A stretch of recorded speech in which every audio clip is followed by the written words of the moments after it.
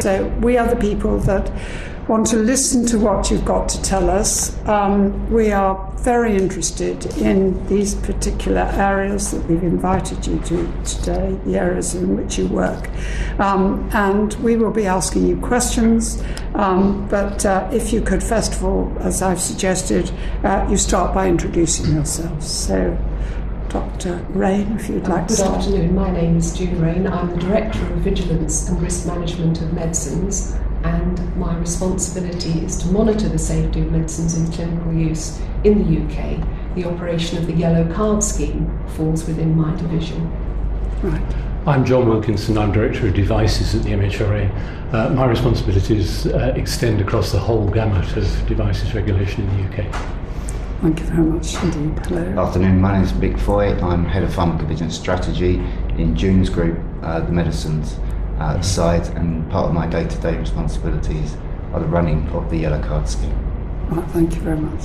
Hello, I'm Dr. Liz Lynn from the Drug Safety Research Unit in Southampton. My role there is Head of Scientific and Educational Development. Right, thank you. And other people in the room here today are our staff who are just helping us to run this session. So that's really what we are. So as I say, we're focusing on adverse events and complaints hearing. That's the purpose of this session. So perhaps if I could start off and ask you, Dr. Rain, you mentioned the yellow card system, and it's something that I know has been in front of your mind and certainly in front of ours, because when we've been travelling around listening to patients, hearing their stories, there's a degree of mystery about the yellow card system, and people do feel it's very limited. Some of the patients we've spoken to have said they've submitted something to you about an adverse event, etc. And in fact, the response has not been very quick, and in some cases it hasn't been there at all. So I think we're probably all at one that it's a system that needs improving, and perhaps you'd like to tell us your thoughts on that, what its limitations are, and how we could improve them. Thank you very much, Baroness Cunliffe. I would like to begin, though, by thanking the review for the invitation to come here today to give you some of our thinking in relation to the important issues you've just spoken about, what goes on with the Yellow Card Scheme, and how quickly and responsively we react to patients' concerns.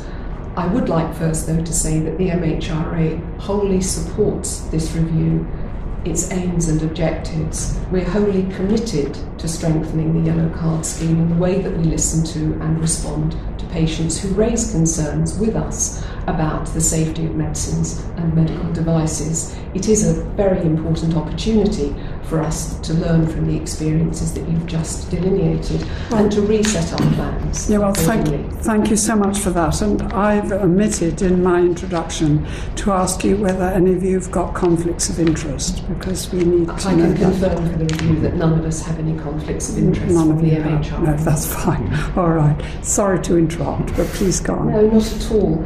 I hope it's acceptable to the review today if I spend a little time telling you about how MHRA addresses some of the issues you've spoken about. No effective medicine or medical device is without risk. That's the normal starting point for a discussion on safety.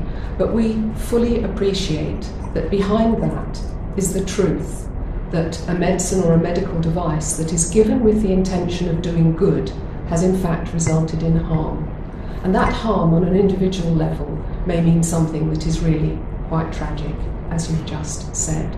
We appreciate this. It could be one of us, it could be one of our families, and we owe it to this review to demonstrate our commitment to change, and in particular to improve and strengthen the Yellow Card Scheme. We are not complacent. So I would like to just say to you that we aim to promote and protect public health by making new interventions and treatments available to patients without any unnecessary delay. It may be transformative for them and their condition, but we need to uphold high standards of safety and quality and efficacy or performance. We work closely with other regulators because we don't regulate health professionals or the health service, and we need to liaise closely with the General Medical Council, the General Pharmaceutical Council, those who produce clinical guidance, such as NICE, and those that deal with compliance, the Care Quality Commission in particular. We aim to listen to and respond promptly to patients in all aspects of our work. We have helplines, we have consumer and customer liaison points, but importantly, we involve patients in our committees so that they have an important voice in safety decisions. And we also have a patient group consultative forum. We set up, when necessary, special groups, networks, for example, in one of the cases you've talked about, because our belief is that when a patient comes to us with a safety concern, that in itself is important. But when they go beyond that and profess to want to change the future system for other patients, we treat this as being something of enormous altruism and courage, and we are resolved to do something to fulfil that expectation. So I will turn now to Yellow Card. It's the focus of our discussion. It's our vital early warning system which detects safety issues with devices and medicines, and it is recognised as a leader, as a scheme for detecting signals, but we are not complacent and we fully recognise the need for some really very important change. And I'll come on to the areas of limitation in just a moment. But if I may, I would like to tell you how patients are helping us achieve that improvement.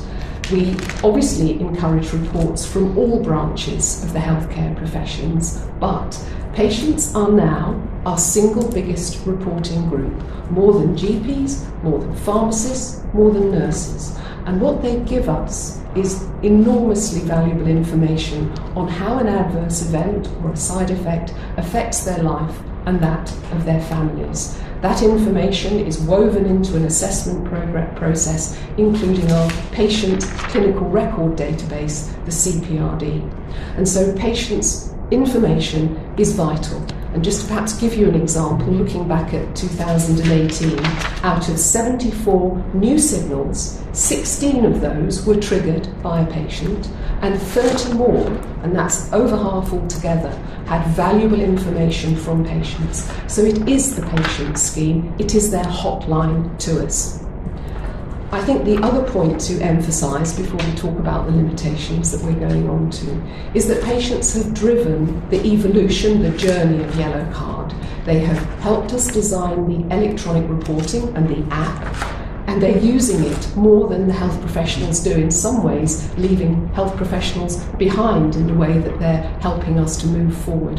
And we do look at the link between our app and the NHS app as a key development to bring this system forward. Let's talk though about the limitations, and I'd like briefly to highlight three. The first is awareness of the scheme. If you don't know about it, you can't use it.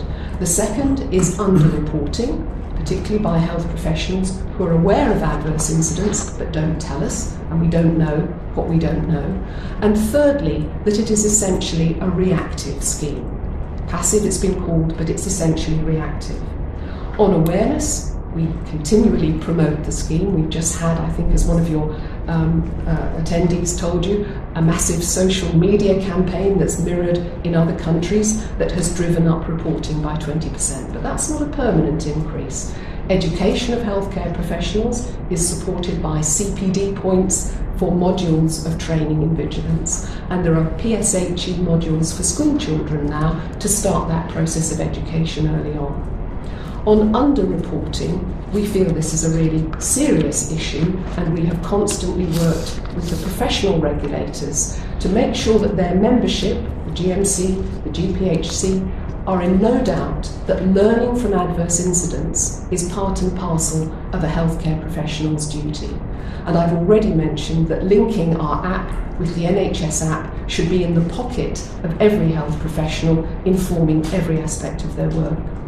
The third limitation, of course, is the reactive nature of this scheme, and that may lead to some of the delays, although patients often report quicker than a health professional.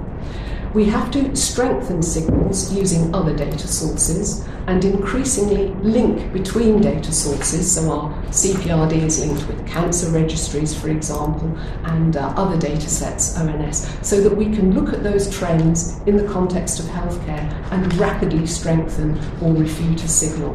Much is going on, particularly with NHS improvement, to make sure that a safety issue that comes to us is rapidly available to all those who need to know about it. So I've tried to highlight 3 main areas of limitations and the direction of travel. We're working closely with the CQC. Reporting is very variable across the UK, and we want all the local audits to be as informed as possible about the vigilance that's going on in that locality, and hence able to strengthen. But we have heard from the patient groups how important it is to them that we revisit the issue of mandatory reporting. We're already beginning to consider this, and we'll be happy to talk to you more about what that might look like moving forward. So really, in conclusion, we know that healthcare is changing. How healthcare is delivered is changing. The patient's role in that is changing. The NHS plan talks about protection. We are a vital part of that preventative regime. We want the yellow card scheme to take advantage of all the advances. Personalised healthcare. We want to have a yellow card biobank so that your genetic makeup can limit your risk. And we need to use these tools. But will it be enough? And that is why we're looking at this opportunity of the review to really test our thinking, to look at our plans and priorities, and to look at the vision that Yellow Card will be the go-to system for patients, that will be a responsive, two-way system that they rely on. Patients deserve nothing less. We're looking forward to discussing and to answering your questions. Thank you. Thank you very much indeed. Before we go on to the other issues that are here, can I just say I'm interested that you say that the yellow card system should be mandatory. What does that mean? How do you mandate it? There would be various levels of mandatory. We are looking to strengthen, through the Care Quality Commission work, the audit nature of looking locally when inspections happen at how adverse events or side effects are picked up and reported. And that would have a very strong effect, if you like, on a level of mandatory. Ultimately, a legal requirement for a health professional to report, and we have looked at this in the past, may or may not be productive. Other countries have gone in that direction, and it hasn't improved their ability to pick up signals. But times change, and we would wish to look at, if you like, what levels of mandatory and whether organisational mandates as opposed to individual mandates would serve us best. Our plan would be, and is, to consult other stakeholders, our yellow card centres in Scotland and Wales and Northern and Midlands, to see their views on this and to take the views of patients themselves. So I hope that has given you an idea of the consideration that we're undertaking at the moment. Yes, that's very interesting. Thank you. Who'd like to take on this? We've met an awful lot of people across the country who suffered terribly. And what we have heard is how long it has taken for the things that have gone wrong to be actually acknowledged. I mean, you know more than pretty well anybody in the country about this in relation to valparate, but the same thing in relation to surgical mesh. It has taken actually the patient groups working with Parliament to actually bring this to the public's attention and led to our review being set up. The system has failed those people because it's taken so long. What can we do? It's not blaming anybody, we're all doing our best. But what change can we make within the system? And there are a lot of people involved in it. You were one there, the GMC, CQC, hospitals, GPs. What can we do as a system to actually make sure or reduce the risk of this happening in the future? Why was it necessary for the patient groups to draw this to our attention? Why didn't we spot it? Thank you, Sir Cyril. I think you've put your finger on the heart of the issue that we need to address. And there are many aspects to bring to this discussion. The role of the MHRA as a scientific organisation, fact-based judgments, is to have, in order to inform those judgments as rapidly as possible, the best possible sources of evidence. If I could briefly speak from personal experience in charge of safety of medicines, it is that looking at the right data at the right time may inform prompt decisions most appropriately, and there are other examples such as the analgesic coproximol, for example. So yellow card isn't going to give us an answer on certain things, and what we need to think about is generating the right evidence. For example, the valproate issue, it was of neurodevelopmental delay, and whether it was a persistent issue or not, that was the cornerstone of being able to focus on the proportionate risk management. In terms of the system working together, the key point is coordination and timeliness of appreciation of priorities. And it has taken huge efforts, and I pay tribute to our former minister and others, to bring the relevant bodies together for an appreciation of the priority for action. And last but not least, you mentioned the women themselves, whose work has brought us to this position, and we owe it to them to learn the lesson at system level about the necessity for coordination so that the SPC, or as our tool, the license changes, that NICE changes, that CQC puts this as a priority, etc. If we chart the progress of this, it has been too much stepwise and not enough simultaneous appreciation and coordinated action. Can I specifically, I'm told, and again you know more about this than I do, there's a system the FDA have called MAUD, and there's another one in relation to, what is it? FAERS, so it covers both of you. That involves patients very radically, well, very importantly. Should we have a similar system, or? Can I say that's the devices? All items are on the table. One is for and medicine, one's for human devices, factors, so there's more than that.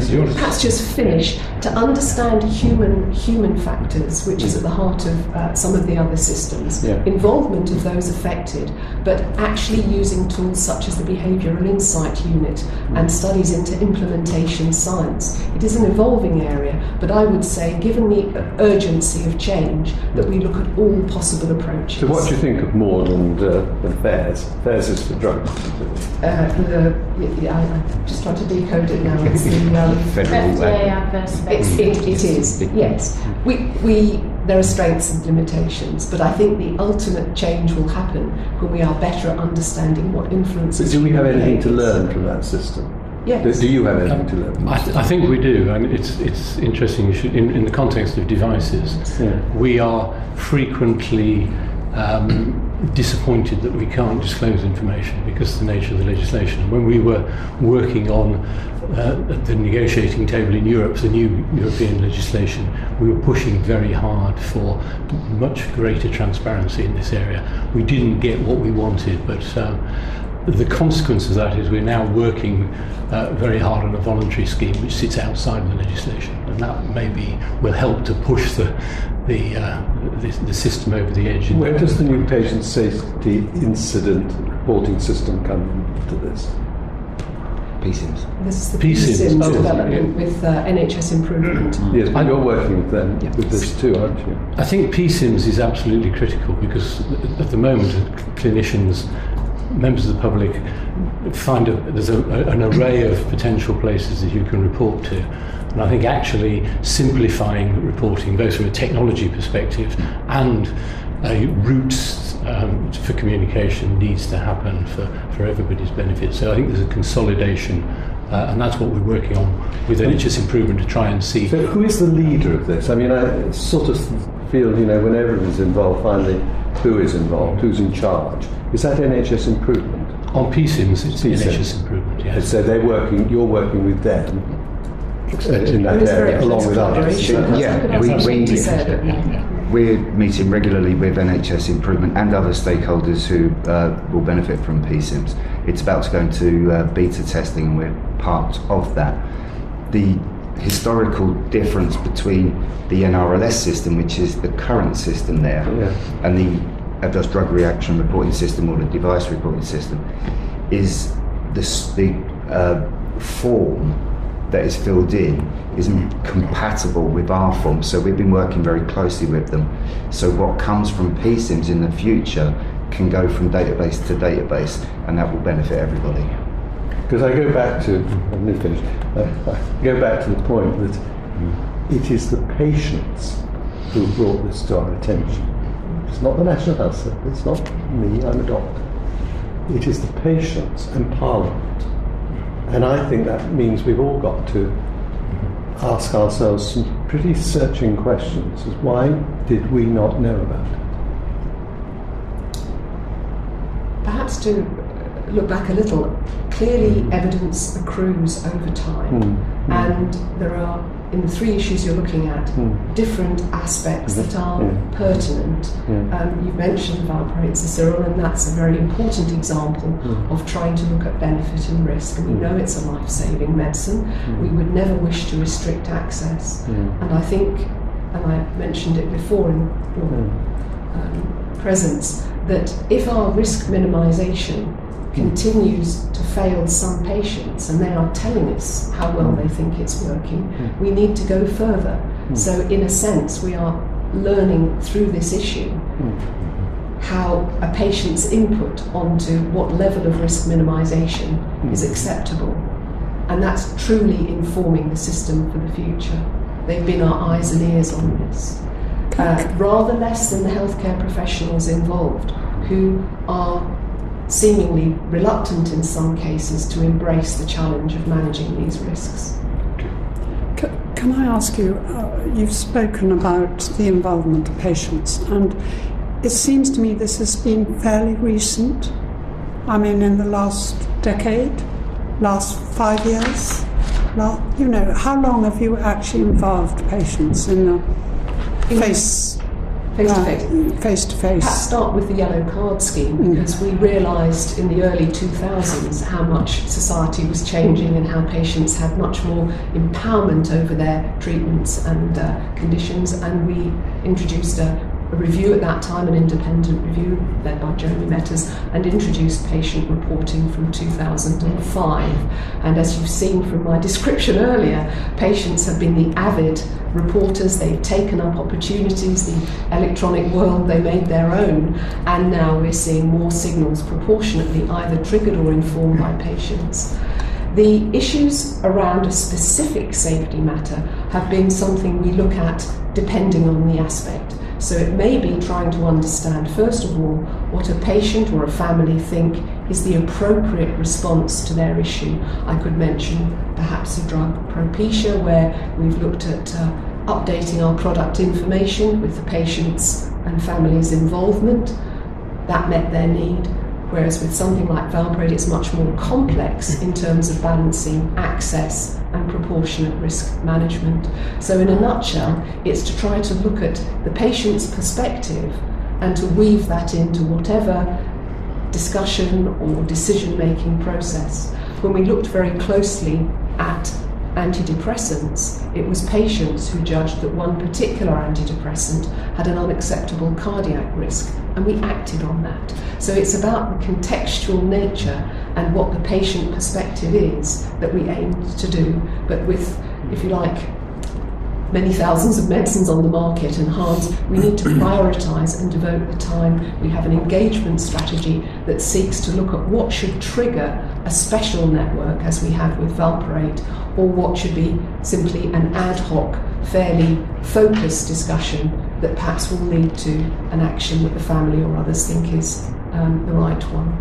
So where does MESH fit into that, in terms of priority, in terms of the work you're doing? I need to turn to my... Yes, I mean, I think we get very few reports generally from patients on medical devices, and this, if you like, the portal's been open for a very long time, but people find it difficult to address it. But I think the portal being the yellow card. No, Devices was incorporated. We've always had a reporting portal for devices. It was merged with Yellow Card back in 2014. So, on the basis that we thought a single branding and a single approach would more likely attract people to it. But I think there's more complexity with devices perhaps than aspects of medicine, because the surgical procedure and the outcomes are a slightly complex cocktail of inputs, the state of the patient, the surgical procedure, the process, the rehab, a whole raft of very complex issues. So the patient may not necessarily easily associate the problems they are having with any device that they may or may not know they've had. I mean, in future, hopefully they will all know that they've had devices implanted, but historically that would not necessarily be the case. So I think in devices we would like more reports from patients, but we have to see how we can elicit that and ensure that patients have the information to report. Getting a report about something fairly generic about a surgical procedure where we don't know what devices were used or what the procedure was don't help us very much.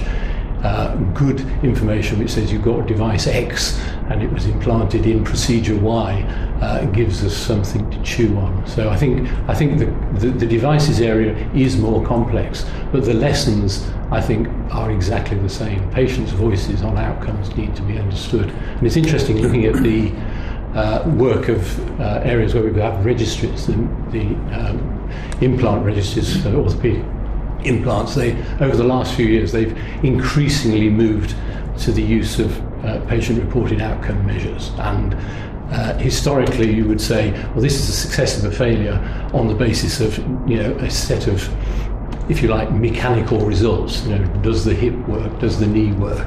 That may be okay for the surgeon who can say, yes, I've successfully transacted the exercise, but the patient may have a very different view of that procedure, and I think that's where patient-reported information adds colour and it will allow us to engage with these issues in a much more transparent way and a much more effective way, and that's relatively recent coming to the table, I think. Can I just add something on that? Yeah. So the many people we've spoken to about mesh who've suffered as a result of a mesh implant, in a lot of cases what they've said to us is, as far as the surgeon is concerned, the implanting surgeon, there's been a success because it has cured incontinence or it has resolved a prolapse or whatever. But it's left the woman, and it's usually a woman, in significant pain and with symptoms of a completely different nature from the original one. So to your point, you've got a situation where, as far as the surgeon is concerned, and as far as the data capture is concerned, there's a success. As far as the woman is concerned, her life is ruined. I think that is undoubtedly the case in some cases, although I would argue that if patients are suffering the way these patients clearly have, and I've met several of them, then the system needs to respond to that, regardless of what the data says in terms of the statistical success rate of a procedure or otherwise. So the other thing that they say to us, and I think it's a genuine feeling on their part, is that they use the phrase guinea pigs. And it perhaps comes back to a point that Dr. Rain mentioned earlier about how the system learns. And how you learns about risk minimisation and the sort of risk threshold. Yes. In effect, the system is learning from people who are going through pain, pain that wasn't anticipated, that they didn't know they were going to have to suffer, and in that sense was avoidable as well.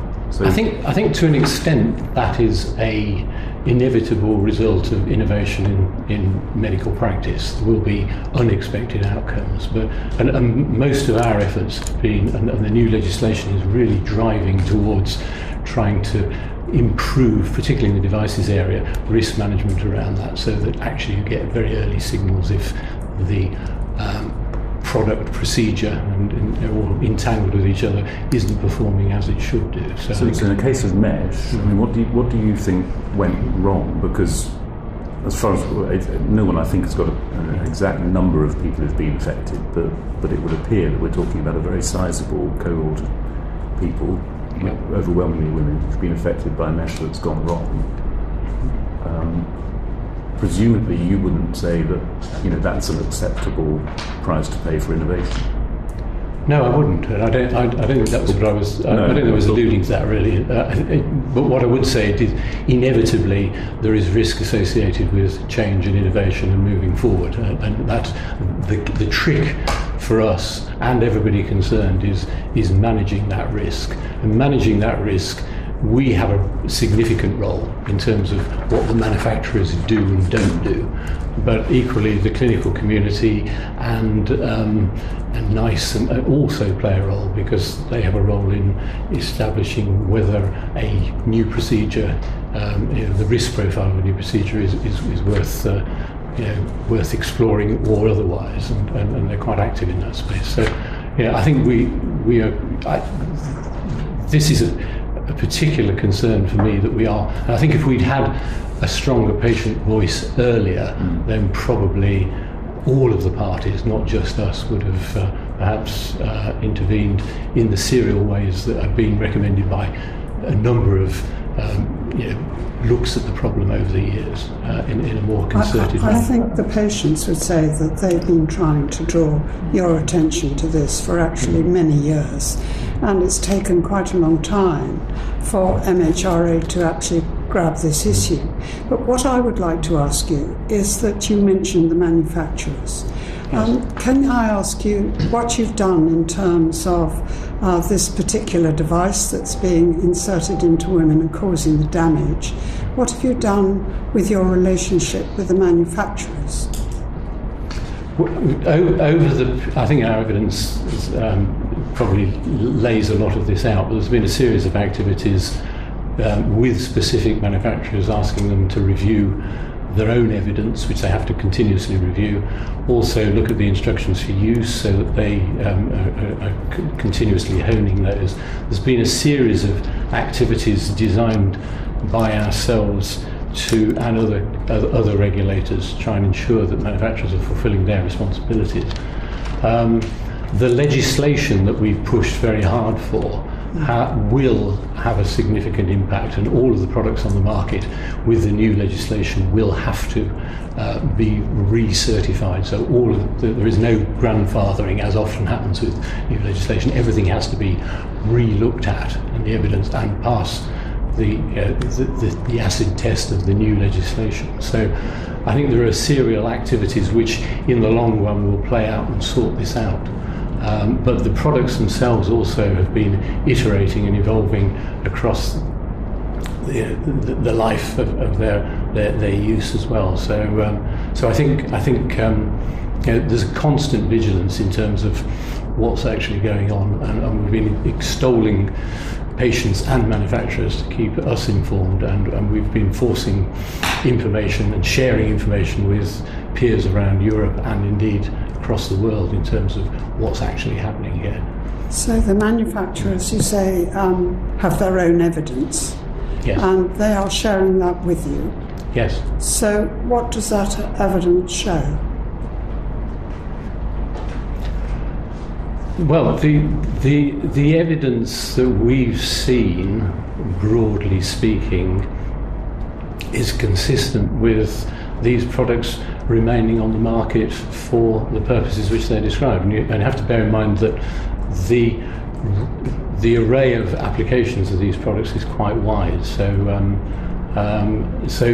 given good clinical governance, and I think this is where the other reviews looking at the use of these things in appropriate use, used according to instructions, we have seen no clear evidence which indicates that these products should be taken off the market per se.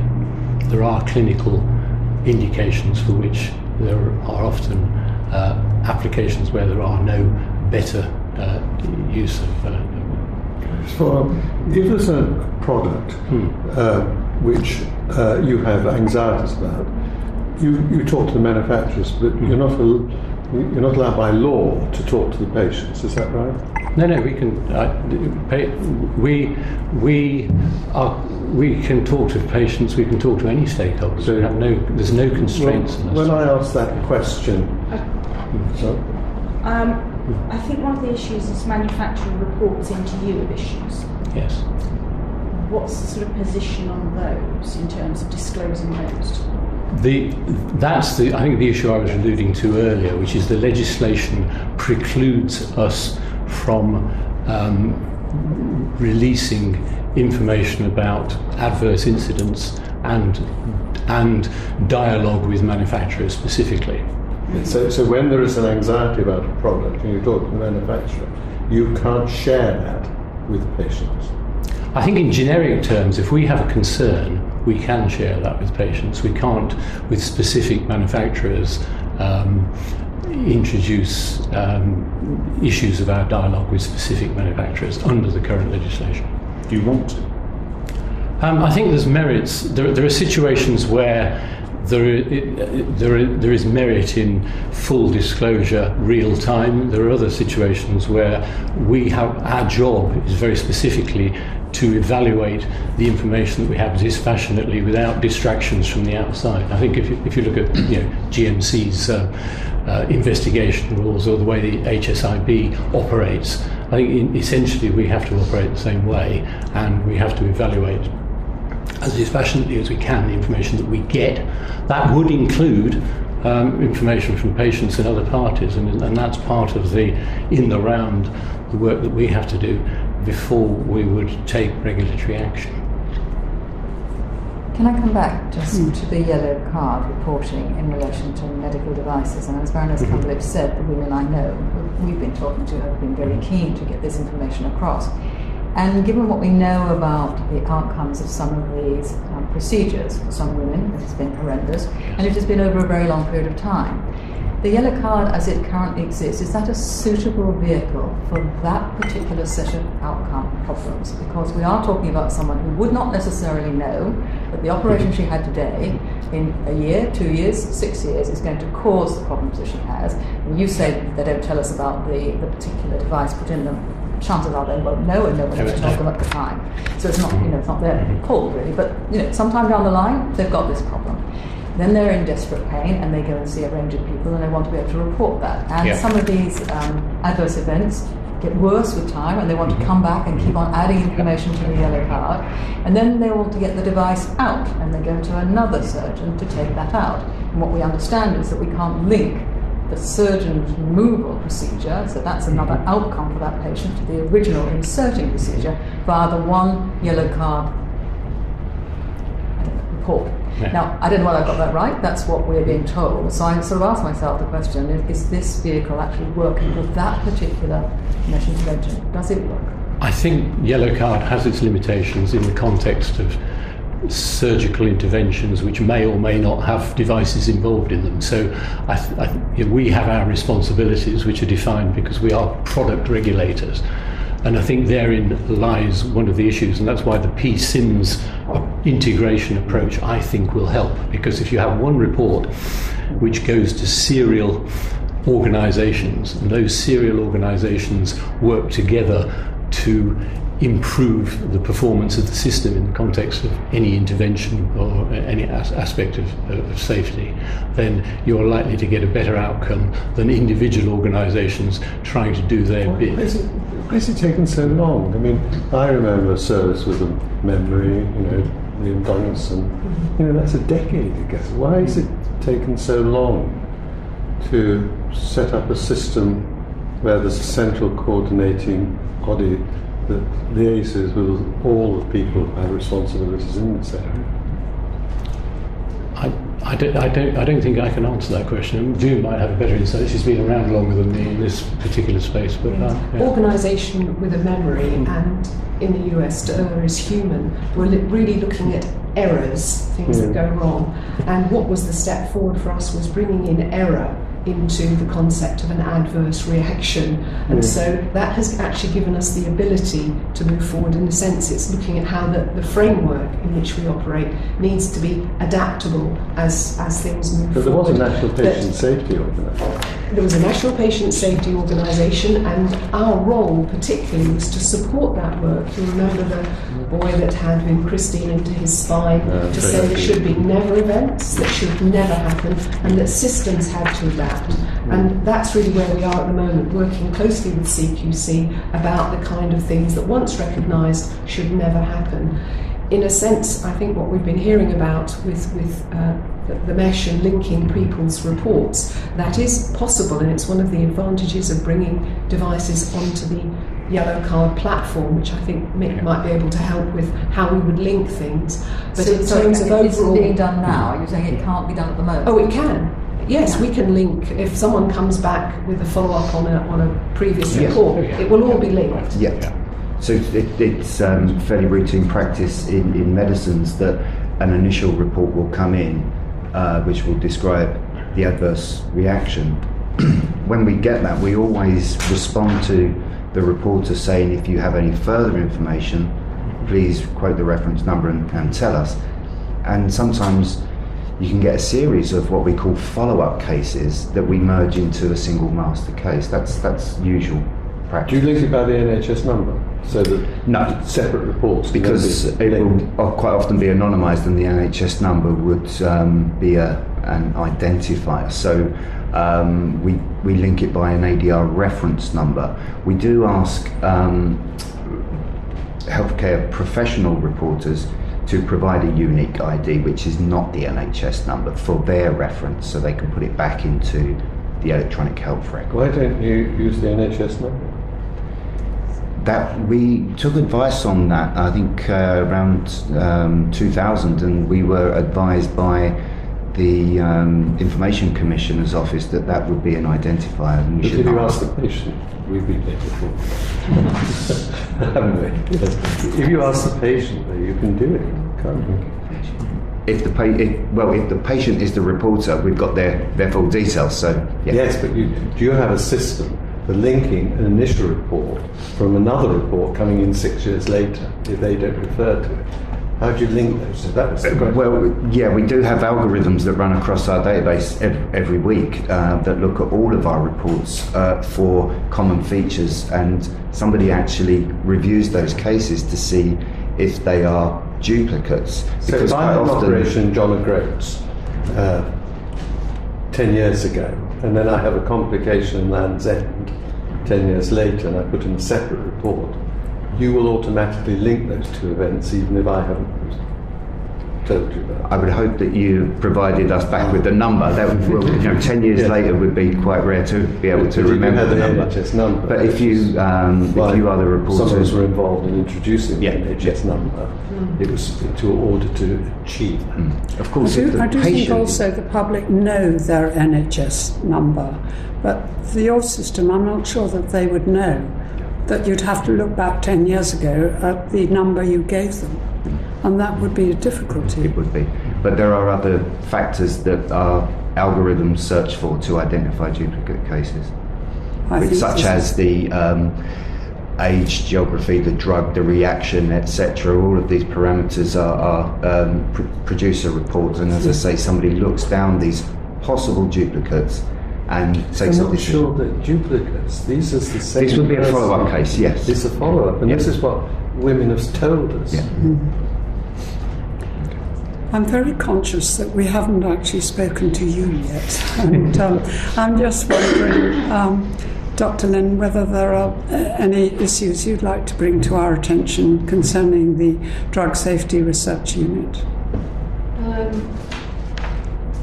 I'm not sure you'd call them issues. I realise I haven't actually introduced the Drug Safety Research Unit at all, so could I do that briefly? I beg your pardon, yes. Well, that's probably my fault. I think I missed my opportunity. So the DSRU is an independent academic unit and registered medical charity, which was established in 1981, and its aim is to protect patients from unwanted adverse effects of medicines in clinical use. And we've been hearing a lot about the yellow card system, which has been mentioned as a spontaneous reporting system. The bulk of the studies we do use event monitoring methods, and those methods are active systems, so we prompt the prescriber to tell us everything and anything that's happened to their patient following prescription of a particular medicine.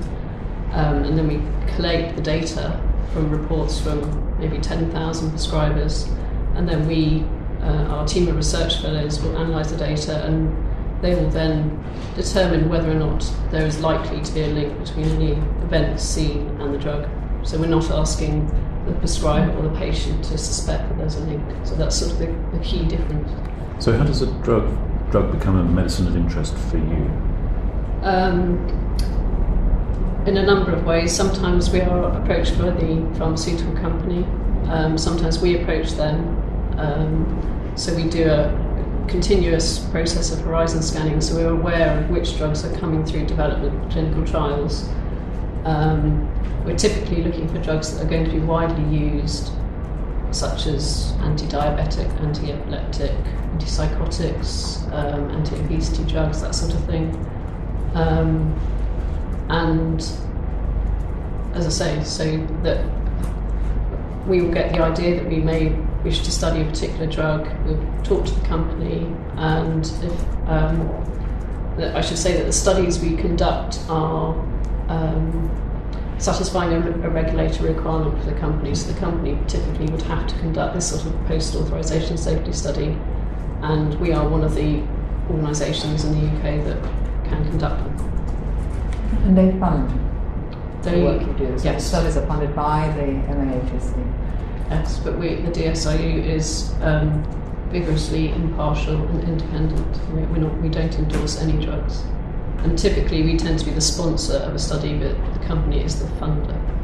So we like to make that distinction. So we would write the protocol, we will decide which questions we're asking. Obviously, we have to answer any questions the regulator has asked to be answered, but we will design the study, we analyse the data, we will report exactly what we find, whether or not it's good for the drug or bad for the drug. We write the study reports, we send them to the company, we also send them to the MHRA and the European Medicines Agency as well. So when you're doing this, it is, as I say, because the regulator has asked the manufacturer to run a certain set of tests, they approach you, studies, and say, would you do this as part of this? Effectively. So would you have been involved at all with valproate or Primados? No, we haven't, I'm afraid. We have not studied any of these three issues. But would you consider, in the case of valproate, for example, where you've got the introduction of the pregnancy prevention programme, is that something that you're able to consider, or do you have to wait for someone to approach you? No, we can approach the company, and we that would count as a risk minimisation study, and we certainly do conduct that sort of study. Is it your intention to? It's not at the moment, no, but we certainly wouldn't rule it out.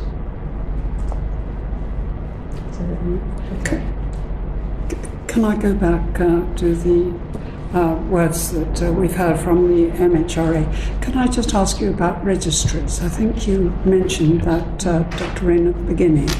Can you tell us how you think they would operate, what they would be? Can you explain it a bit to us? Because I think you felt there was merit in it.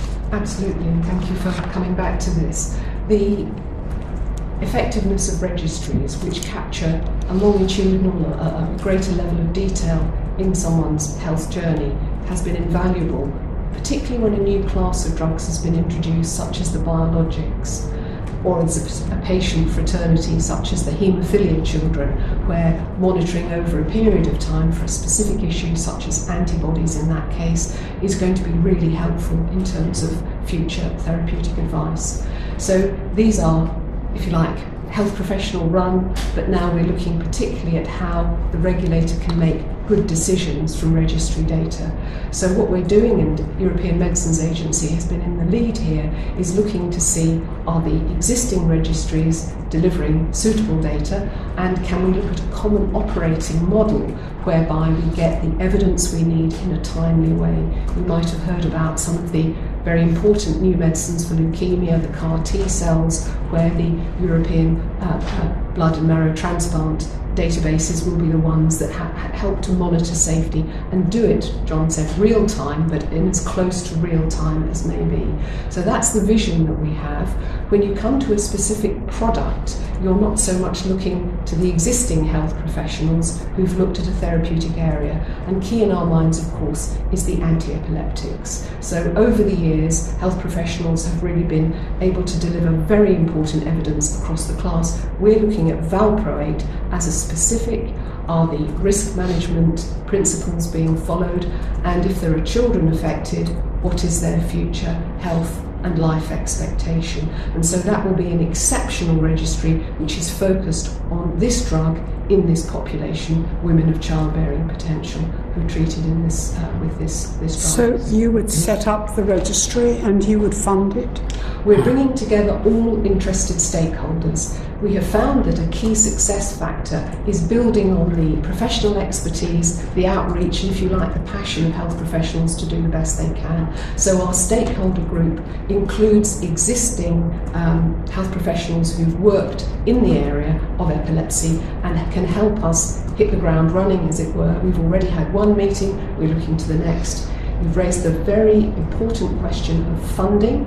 We know from our discussions with the women and the families that industry funding is maybe not the way that they would see this working optimally, and therefore we are ready to explore other public health funds. And I know from my previous discussions, particularly with legal advice, that the trading fund to which the MHRA operates can make investment into public health in relation to the safety of medicines. So the options are there until we have an agreed protocol that will answer the questions that need to be answered in a timely way. We will then be able to look at the funding options that meet the needs and concerns of all the stakeholders, the families and the women included.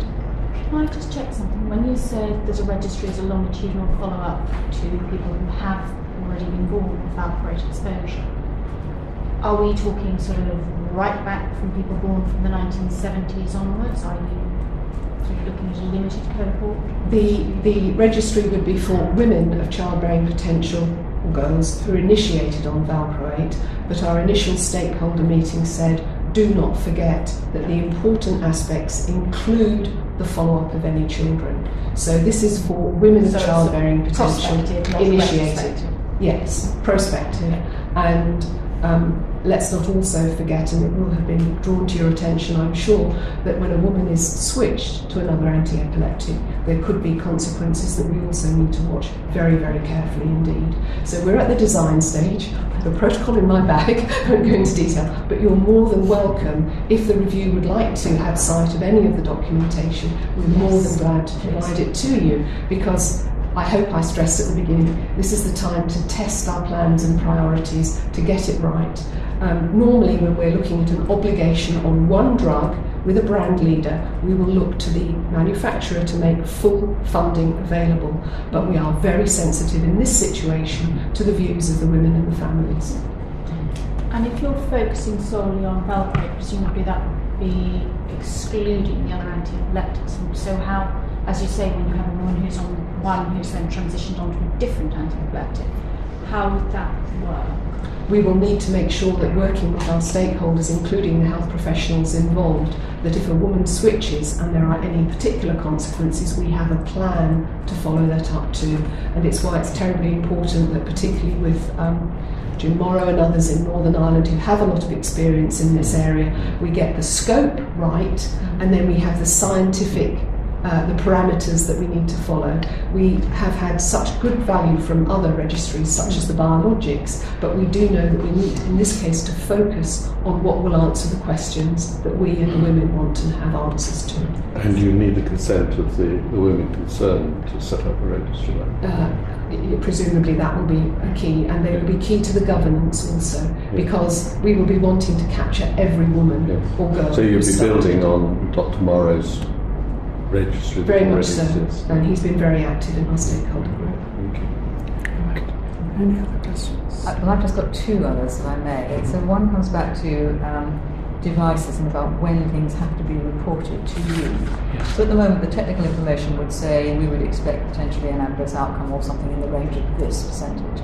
If then that percentage of incidents seems to be much higher than was originally reported in the technical information accompanying the device, presumably they have to come back and report that to you. And the question I suppose I'm asking is, how often is that the case? In other words, the device goes out with, we think there will be an adverse incident at this proportion of times.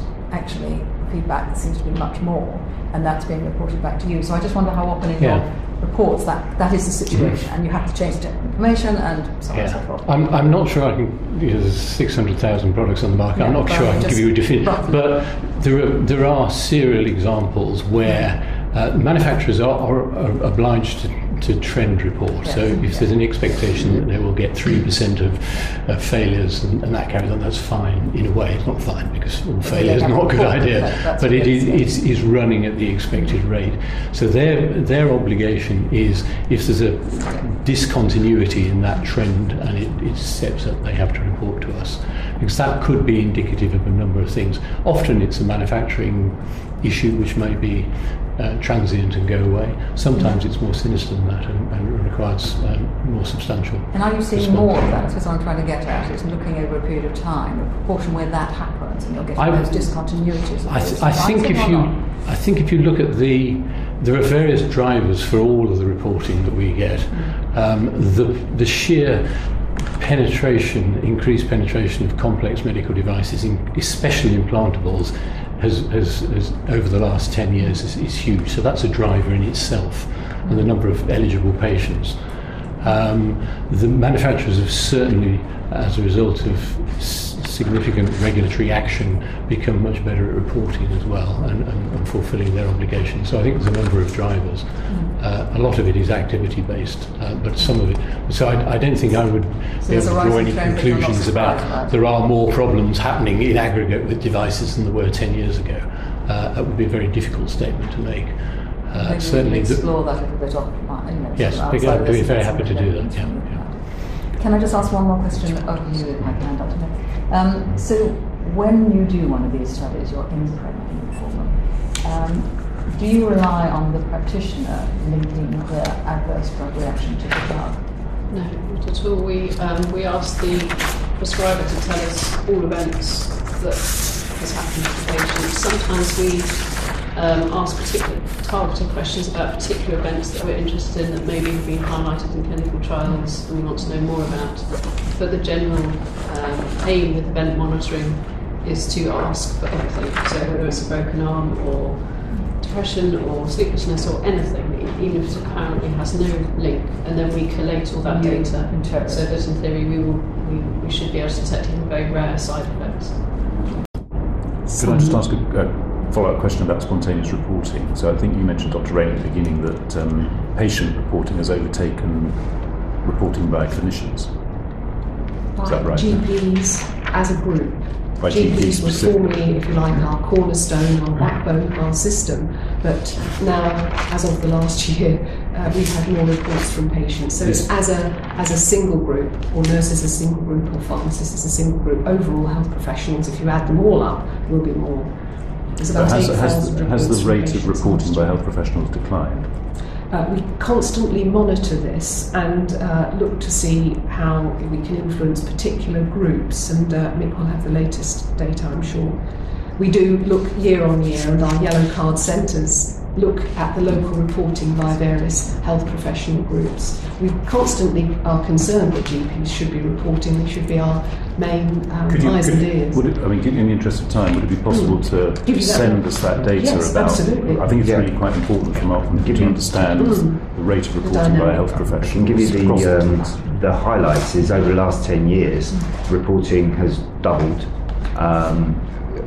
Largely, that has been down to the electronic reporting systems that have been introduced and the introduction of patient reporting. 93% of their reports come electronically to us, so they, as June said earlier, have embraced that. No single group has declined over that period of time. Everyone's reporting more year on year, but the patients have gone fourfold since patient reporting was introduced. Yeah, I think if you could send us that, I'll send you that would be that. very helpful. The picture might be slightly different for medical devices. So I think we'll give you a consolidated view. Please. As I've done with other people who've come to give us oral evidence, can I just ask you if there's one single thing that you really want us to take on board? As Simon said, we're very open to more suggestions. If you want to write to us about holes we've left and you want to fill and all the rest of it. And we are meeting again. We can fill those then, probably. Yes, but is there anything... Well, in terms of yellow card, I would really like the review to know that it is an essential component, although it's not the only one. And it is our hotline, and there have been occasions when a report has been extremely important and acted on immediately. So in the past, one has thought perhaps large databases and artificial intelligence would replace the need, but the health professional or patient who tells us their suspicion or their concern promptly and knows it will be acted on is a vital component of patient safety. Could you send us one or two examples? Yes, certainly. Very happy to. Of a rapid and... Yeah, I don't know who did COX-2 and that sort of stuff, but yes, whatever. absolutely. Well, aspirin in a child over 12. Arrays, yeah. I'd like to endorse what June said in terms of the importance of a portal for spontaneous reporting, which is absolutely essential.